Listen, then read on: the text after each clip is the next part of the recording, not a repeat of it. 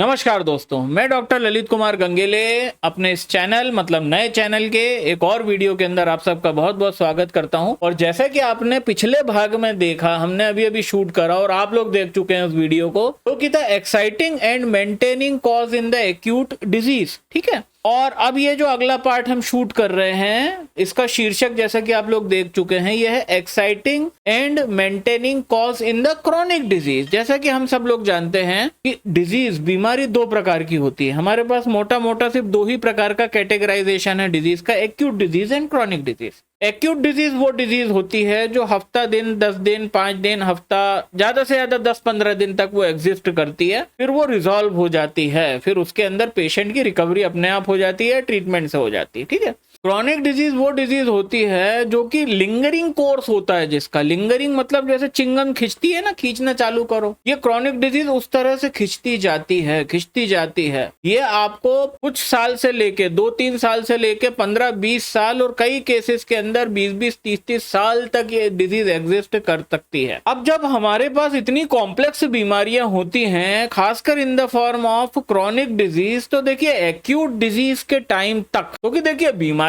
दोनों ही साथ में पैदा हुई थी। ऐसा नहीं था कि एक्यूट पहले आई क्रॉनिक बाद में आई, नहीं, साथ में थी भाई। बीमारियां पहले मतलब साथ में ही होती हैं दोनों चीजें। जरूरी नहीं है हमारे पास सिर्फ क्रॉनिक डिजीज के लोग हों, है ना, एक्यूट डिजीज के भी रहते हैं, क्रॉनिक डिजीज के भी रहते हैं। तो हैनीमैन ने एक्चुअली जब इस पूरा का पूरा होम्योपैथी का आविष्कार करा था, इन्वेंशन करा था, उसी समय से उनके अंदर बस ये चीज थी कि जो एक फर्क था एक्यूट डिजीज का और क्रॉनिक डिजीज का, उसको अच्छे से समझाने के लिए डॉक्टर फिटर्निटी को, मानवता के अंदर जितने भी लोग मतलब हेल्थ इंडस्ट्री में काम कर रहे थे, तो हैनीमैन ने बहुत शानदार तरीका निकाला था इसका। और ये तरीका खासकर होम्योपैथों के लिए बहुत ज्यादा इंपॉर्टेंट है। और ये तरीका इकलौता ये है, आप एक्यूट और क्रॉनिक डिजीज के अंदर बस सिर्फ एक चीज को डिफाइन कर दो, आप अपने आप पूरी बीमारी को रिजॉल्व कर सकते हो, ट्रीटमेंट तक पहुंच सकते हो, जो कि हैनीमैन के पहले पॉसिबल नहीं था। हैनीमैन के पहले अंड बंड चीजें कर रहे थे, कुछ भी करते थे। आप पढ़ना, क्रॉनिक ट्रीटमेंट जो हुआ करता था ऑर्थोडॉक्स जिसको बोलते थे, ऑर्थोडॉक्स प्रैक्टिस या ओल्ड मेडिसिन की प्रैक्टिस के अंदर बहुत पागलपन हुआ करता था। तो हैनीमैन ने प्रॉपरली इस चीज को डिकोड कर दिया, बिल्कुल एक सिद्धांत के तहत उनने तुरंत डिकोड कर दिया। अगर आप लोग अपने हर केस के अंदर बस सिर्फ दो चीजों की तलाश करोगे, तो दोस्तों आपका ट्रीटमेंट करना एज अ होम्योपैथिक पेशेंट का 1000 गुना आसान हो जाएगा। कितना? 1000 गुना। और आई रियली मीन इट, मैं वाकई में इस शब्द से मीन कर रहा हूं कि 1000 गुना बोल रहा हूं, तो मतलब है उसका। और वो तरीका है कि साहब आप कोई भी दिए गए केस के अंदर, आपके सामने जो कोई भी केस है, आप उसके अंदर सिर्फ दो चीजों की तलाश करें, एक्साइटिंग कॉज और मेंटेनिंग कॉज। और यही हम करते हैं। इससे पहले के वीडियो में मैंने कमर दर्द का एग्जांपल बताया था आपको कि किसी महोदय के कमर दर्द हो रहा है, क्यों? क्योंकि उन्होंने शटर को गलत पोजीशन में, एक बहुत जाम शटर को उन्होंने ताकत लगा के उठा दिया था, तो उनके बैक में पेन होने लग गया। ये अब यहाँ पे एक्साइटिंग कॉज क्या था, थोड़ा सा उस वीडियो को मैं हल्का सा रिकेप करूंगा, हार्डली 2 मिनट में। अब ये एक्यूट डिजीज है, क्यों? क्योंकि भैया 7 दिन 10 दिन ही तो रहेगा कमर दर्द। ऐसा थोड़ी है कि अंकल को उनने शटर उठाया और ये कमर दर्द इनको जन्म जन्मांतर के लिए इनके साथ आ जाएगा, नहीं होगा भैया। ज्यादा से ज्यादा हफ्ता, 10 दिन, 15 दिन बहुत से ज्यादा हो गया, बहुत से ज्यादा। बहुत गधे डॉक्टर के पास चला गया, कोई इलाज भी नहीं मिला। मैं बोल रहा हूँ कोई इलाज ही नहीं मिला इनको। ये कहीं नहीं गए, जो भी लोग काम करे उनने अच्छा काम नहीं करा, ये सिर्फ इनने आराम करा, 15 दिन आराम करे, ठीक होगा। तो बीमारी टिकी कितने दिन? 15 दिन। मतलब ये एक्यूट डिजीज थी। अब इसका एक्साइटिंग कॉज क्या था भैया? शटर को गलत तरीके से उठाना। अब वो जो एक्साइटिंग कॉज है उसी का मेन रूब्रिक बनेगा। मतलब एक्यूट डिजीज पे मुझे एक्साइटिंग कॉज पे ही काम करना है, मुझे बस एक्साइटिंग कॉज ही मिलेगा और मुझे एक्साइटिंग कॉज पे ही काम करना है।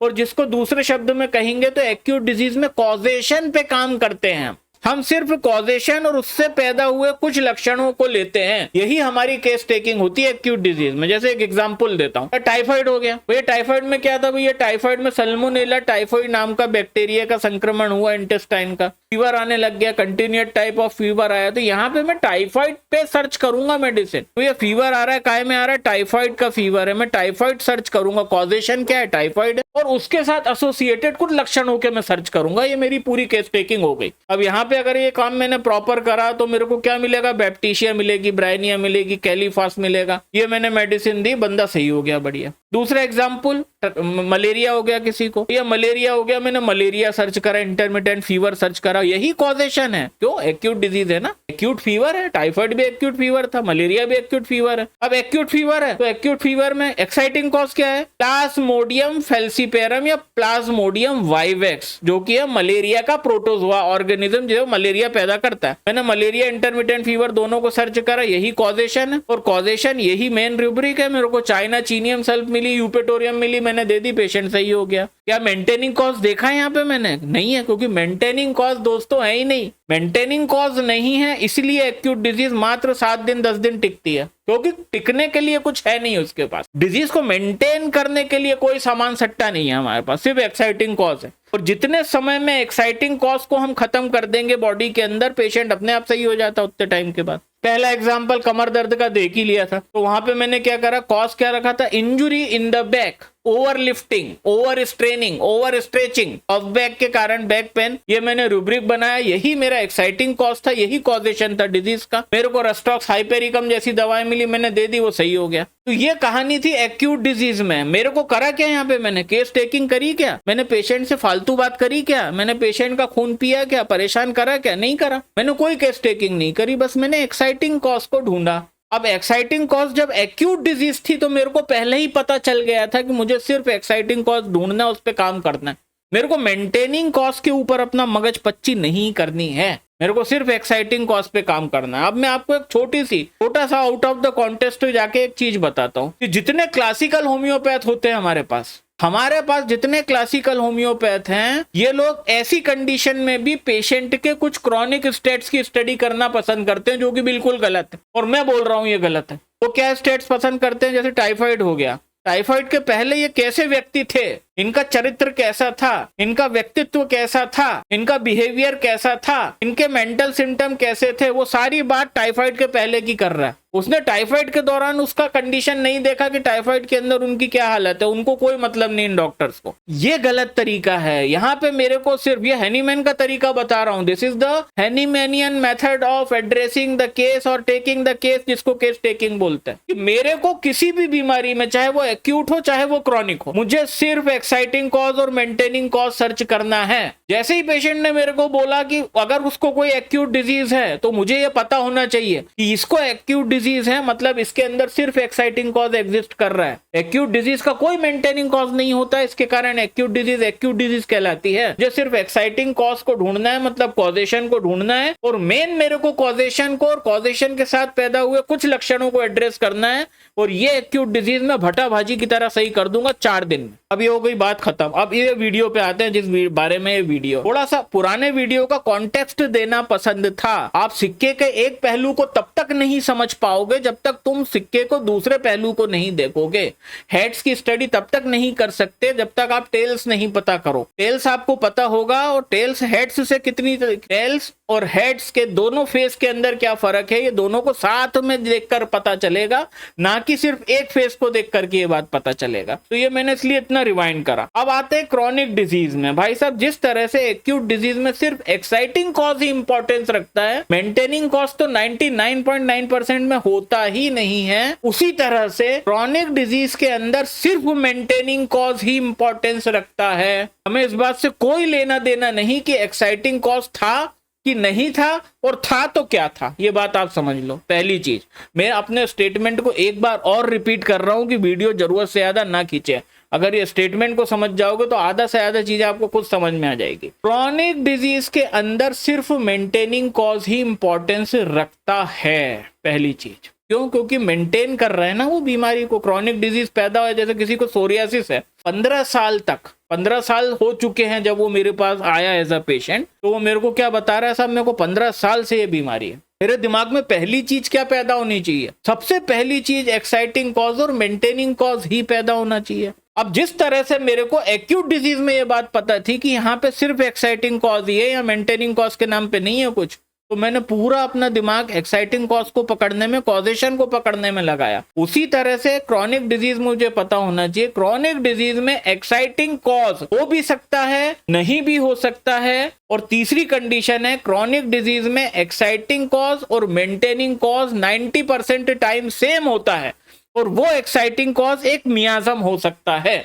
यहाँ पे मैं आपको 2 एग्जांपल दूंगा और दोनों से मैं चीजें क्लियर कर दूंगा, समझो मेरी बात। कोई एक गरीब बच्चे होते हैं ना, आपने देखे होंगे गरीब बच्चे, जो गरीब लोग होते हैं, गरीब लोगों के अंदर मैं कोई भी मतलब मैं सोशल डिस्क्रिमिनेशन की बात नहीं कर रहा, मैं as a medical student example दे रहा हूँ। आपने देखा होगा कि जनरली जो गरीब लोग रहते हैं, लोअर सोशो इकोनॉमिक स्टेटस में रहने वाले जो लोग रहते हैं, फंगल इन्फेक्शन सबसे ज्यादा उनके साथ होता है। क्यों? क्योंकि सोरा उनके अंदर ज्यादा प्रिवेल करता है। अब यहाँ पे मैं 2 एग्जांपल दे रहा हूँ। एक्साइटिंग कॉज था किसी के अंदर, पर वो मेंटेनिंग कॉज ने कैसे खेल खराब करा, ये दोनों अलग अलग है। मैंने क्या बोला आपको, 90% केसेस के अंदर, क्रॉनिक डिजीज के अंदर एक्साइटिंग और मेंटेनिंग कॉज सेम होता है। तो पहले ये एग्जांपल समझ लो, फिर दूसरा वाला समझना कि किस तरह से क्रॉनिक डिजीज के अंदर एक्साइटिंग कॉज और मेंटेनिंग कॉज दोनों अलग हो सकता है, फिर भी डिजीज क्रॉनिक हो सकती है। तो पहले वाला एग्जाम्पल पहले लेते हैं, जो क्या केस है, एक्साइटिंग कॉज और मेंटेनिंग कॉज सेम है। कोई एक बच्चा पैदा हुआ जिसके पिताजी और जिसके 4 फादर्स, जिसके अंदर जिसके बड़े पापा को भी सोरियासिस है, जिसके पिताजी को भी सोरियासिस है ना, जिसके अंदर कई लोग मतलब पिछले लगभग 3-4 पीढ़ी के अंदर जितने भी मर्द हुए उनमें से कम 6 लोगों के अंदर सोरियासिस की टेंडेंसी थी। तो माइजमेटिक रूप में यहाँ पे सोरा का प्रिविलेंस था, सोरा बहुत एक्सप्रेसिव स्टेट में रहे इस खानदान के अंदर। तो ऐसा बच्चा जब पैदा होगा, उसका पैदा हुआ और 16-17 साल के अंदर उसके अंदर इरप्शंस आने लग गए। सोरियासिस की जो स्पेसिफिक लोकेशन है, जैसे कि ये सोरियासिस होता कहाँ है, एक्सटेंसर सरफेस ऑफ बॉडी पे सोरियासिस होता है। सोरियासिस कहाँ होता है, extensor surface of the body. ऐसा पार्ट ये एक्सटेंसर सरफेस है, ये फ्लेक्सर सरफेस है। क्यों? क्योंकि ये मैं मोड़ रहा हूं ना, मोड़ रहा हूं मतलब फ्लेक्स कर रहा हूं, ये मैं सीधा कर रहा हूं मतलब एक्सटेंड कर रहा हूं। तो वो सरफेस जो सीधे होने के साइड है, जहां पे एक्सटेंशन होता है, एक्सटेंशन साइड की जो सरफेस है उसको हम बोलते हैं extensor surface of the body. और ये जो है, ये जगह जहां से हम फ्लेक्स करते हैं, मोड़ते हैं, इसको कहते हैं फ्लेक्सर सरफेस। तो ये मेरी आर्म है, इस आर्म की ये हो गई एक्सटेंसर सरफेस, ये हो गई फ्लेक्सर सरफेस। एक्सटेंसर सरफेस पे ही सोरियासिस पाया जाता है, आपको पता होगा। अब एक्सटेंसर सरफेस है ये, मेरे आर्म की एक्सटेंसर सरफेस है ये। उसी तरह से अगर मैं अपने लेग की बात करूंगा, जो शिन बोन का हिस्सा है सामने का, फ्रंट का, जस्ट लेग के सामने, वो एक्सटेंसर सरफेस है, पीछे फ्लेक्सर सरफेस है। तो शिन बोन जो है लेग का एक्सटेंसर सरफेस हो गया, यहाँ पे सोरियासिस पाया जाता है, उसके लीसन यहाँ पे पाए जाते हैं और कमर पे पाए जाते हैं। क्यों? क्योंकि कमर जो है वो एक्सटेंसर सरफेस है, हम फ्लेक्स होते हैं तो सामने की तरफ झुकते हैं, तो ये हमारी फ्लेक्सर सरफेस है और हमारी जो बैक है वो एक्सटेंसर सरफेस है। तो यही सोरियासिस की 3 लोकेशन होती है, यहाँ पाया जाएगा शिन बोन पे और बैक पे, जहां बेल्ट बनता है। अब ये जो बंदा है जिसके खानदान में 6 लोगों को सोरियासिस था, ये मैं पहला एग्जांपल बता रहा हूं जहां पे एक्साइटिंग और मेंटेनिंग का सेम है, वो क्या है, सोरिक माइजम। तो अब ऐसे खानदान में जब कोई बच्चा पैदा हुआ, वो 16-17 साल का हुआ, तो इसके अंदर ऑल ऑफ द सडन इसके अंदर इरप्शंस हल्के हल्के दिखने लग गए। ये काय का एग्जांपल है, ये एग्जांपल है कि साहब इस केस में एक्साइटिंग कॉज और मेंटेनिंग कॉज सेम है। क्या है वो है सोरा। सोरा का प्रभाव इस खानदान के ऊपर, इनके जेनेटिक कोड, इनकी जेनेटिक हिस्ट्री के अंदर सोरा की मौजूदगी यहाँ पे मेन कारण है इनकी परेशानी का, और कोई कारण नहीं है। यहाँ पे कोई कारण नहीं है, कोई एक्साइटिंग कॉज नहीं आया। ऑल ऑफ द सडन बच्चे के अंदर 16वें-17वें साल में उसकी जिंदगी में सोरियासिस के इरप्शंस आने लग गए। और ये हमको पता भी चलता है। कैसे पता चलता है? जब ये मेरे पास आएगा तो ये पहली फुर्सत में 2 मिनट के अंदर मेरे को ये क्लियर कर देगा ये चीज। क्या बोल के? साहब मेरे बच्चे को ये हो रहा है। अब यहाँ पे जैसे मैंने आपको पिछले वीडियो में बताया था, आपके 3 सवाल होता है। जैसे ही पेशेंट घुसा, आप पूछते हो क्या हो रहा है, पहली चीज। दूसरी चीज, कब से हो रहा है, और तीसरी चीज, क्यों हो रहा है। ये जो क्यों हो रहा है ना, क्रॉनिक डिजीज में आप पेशेंट से नहीं पूछोगे, क्योंकि पेशेंट आपको बेवकूफ समझेगा। ये आप अपने आप से पूछोगे, कहां और क्यों, ये 3 चीजें पूछना है। वापस से बोल रहा हूं, क्या, क्यों। पेशेंट मेरे पास आया, जैसे मैंने दूसरे वीडियो में, इससे पहले वाले वीडियो में एग्जांपल दिया था, कमर दर्द का पेशेंट जो गलत तरीके से शटर उठा लिया, कड़क शटर उठा लिया, हार्ड शटर उठा लिया और उसने बैक डिसलोकेट कर ली। वो आया, मैंने क्या पूछा, क्या हो रहा है, उसने बोला कमर दर्द हो रहा है। कब से हो रहा है? 5 दिन से हो रहा है, मतलब एक्यूट है।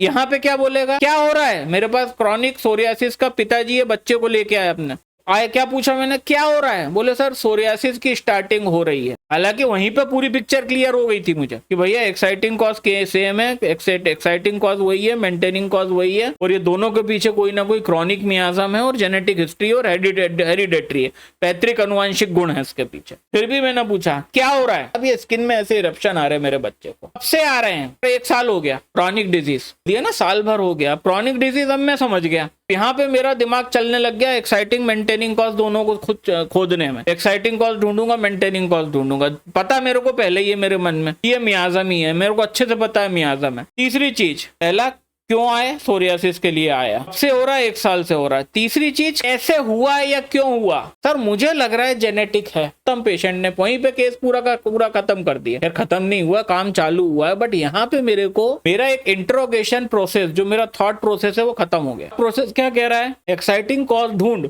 मिल गया क्रॉनिक मियाज़म एक्साइटिंग कॉज है। मेंटेनिंग कॉज ढूंढ, भैया क्रॉनिक मियाज़म वही मेंटेनिंग कॉज है। तभी तो 1 साल पहले पैदा हुई बीमारी इसको।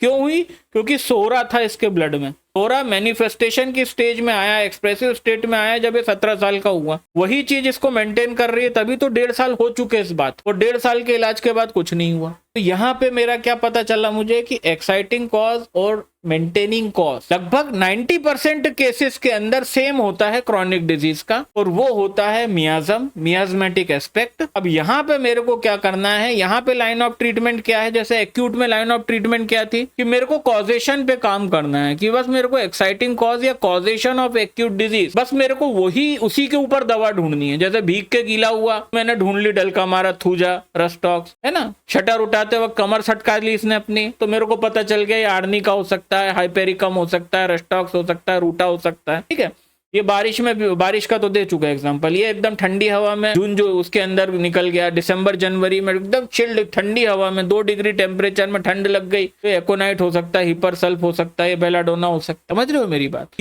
यहाँ पे एक्यूट में मैंने क्या करा, एक्यूट में सिर्फ मैंने कॉजेशन ढूंढा, कॉजेशन पे काम करा, मेंटेनिंग कॉज नाम का कुछ था ही नहीं, मेरे को ज्यादा मगज पच्ची नहीं थी। अब मेरा जिंदगी का निचोड़ निकालने वाला है साहब ये जो केस है ना, ये नींबू की तरह मुझे और मेरे दिमाग को निचोड़ लेगा, क्योंकि यहाँ पे इतनी आसान नहीं है। तो आप में से कई बोलेंगे, बोले सर दिक्कत क्या है, एक्साइटिंग कॉज मेंटेनिंग कॉज आप बोल रहे हो सेम है, आप बोल रहे हो exciting cause maintaining cause same है, और सॉरी केस है तो आप सल्फर दे दो तो सही हो जाना चाहिए, पर इतना आसान नहीं। यहाँ पे भी हमको इसकी पूरी सिम्टोमेटोलॉजी लगेगी, बट हमारा काम इतना आसान हो गया कि 2 चीज के लिए हम प्रिपेयर्ड रहेंगे। एक तो हम इसको उल जलूल बातें करके उल जलूल टाइम नहीं देंगे, इसको हम ये नहीं बोलेंगे तेरे को 3 महीने में सही कर दूंगा। वैसे बहुत सारे डॉक्टर यही कर रहे हैं आज की डेट में, जो डेस्परेट डॉक्टर है ना, वो ऐसे केस में भी दम बांध रहे हैं, मैं 6 महीने में तुमको सही कर दूं। जबकि सत्यता यह है कि इतना पुराना केस है और कई पीढ़ी का मियाज़म है इसके अंदर कई पीढ़ी से ये चीजें जेनेटिक कोड में चली आ रही हैं। ये 2.5 साल 3 साल के इलाज के पहले सही नहीं होने वाला, आप ये बात मान लो मेरी। इसके ऊपर भी वीडियो आएगा, give responsible statement to the patient, एक और अलग से वीडियो आएगा कि पेशेंट से सफिशिएंट टाइम लो आप, है ना। हम लोगों की प्रैक्टिस में सबसे बुरी बात यही है कि हम लोग डेस्परेशन में कुछ भी बोल देते हैं, जबकि चीजें वैसी ही होंगी जैसी वो होनी चाहिए, और जिस मैनर में उनको एड्रेस करना चाहिए उनको उसी मैनर में एड्रेस करना पड़ेगा, और कोई तरीका नहीं है हमारे पास। तो ये एक एग्जांपल हो गया। दूसरा एग्जांपल कि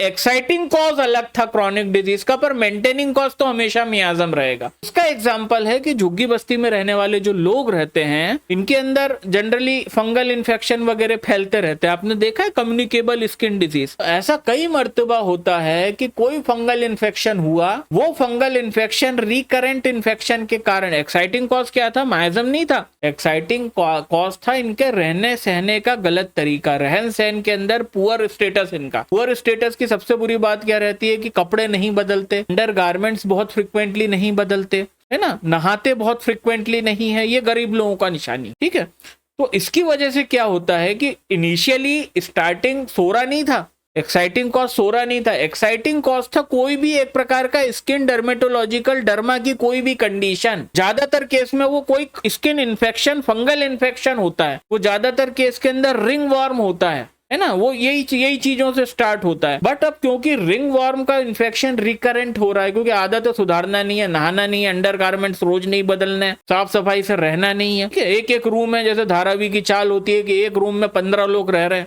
अब ऐसी कंडीशन के कारण कई बार ये जो एक्यूट डिजीज है फंगल इन्फेक्शन, ये क्या करता है, मियाज़म को ट्रिगर करके मियाज़म को लेटेंट से एक्सप्रेसिव स्टेट में ले आता है, और यहीं पे क्या एक्टोपिक डर्मेटाइटिस जैसी कंडीशन की शुरुआत हो जाती है, जो इनिशियली एक्जिमा के रूप में दिखती है हमको, और आगे जाके वो एडवांस स्टेज में एक्जिमा जो है वो सोरियाटिक इरेप्शंस के अंदर चेंज हो जाता है। एक वो एग्जाम्पल है जहाँ पे एक्साइटिंग कॉज है अलग, स्किन का पुअर लिविंग के कारण फंगल इन्फेक्शन या कोई भी डर्मेटोलॉजिकल इशू था वो एक्वायर्ड था, वो कोई ऐसा मियाज्मेटिक इशू नहीं था, बट उसके बार बार हो जाने के कारण, रिकरेंट इन्फेक्शन हो जाने के कारण मियाज्म ने अल्टर्ड स्टेट में आया, सोरा जो है वो एक्सप्रेसिव स्टेट में आ गया और कोई बड़ी स्किन डिजीज ने अपना घर बना लिया इस आदमी के शरीर के अंदर। तो ये वो एग्जाम्पल है जहां पे हमको पता चलता है सिर्फ 5% ऐसे केसेस होते हैं जहां पे कोई एक्साइटिंग कॉज था स्किन डिजीज का, और क्योंकि उस बात को 15 साल हो चुके हैं तो आज जब मेरे पास पेशेंट आएगा तो उसको हो सकता है उस बारे में कुछ पता हो, उसको हो सकता है उस बारे में कुछ नहीं पता हो। यही कारण है कि क्रॉनिक ऐसे डिजीज के अंदर